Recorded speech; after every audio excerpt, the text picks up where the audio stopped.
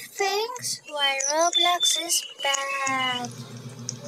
Number 1, never gives updates. Number 2, it gives bad accessories. Number 3, never keeps good update.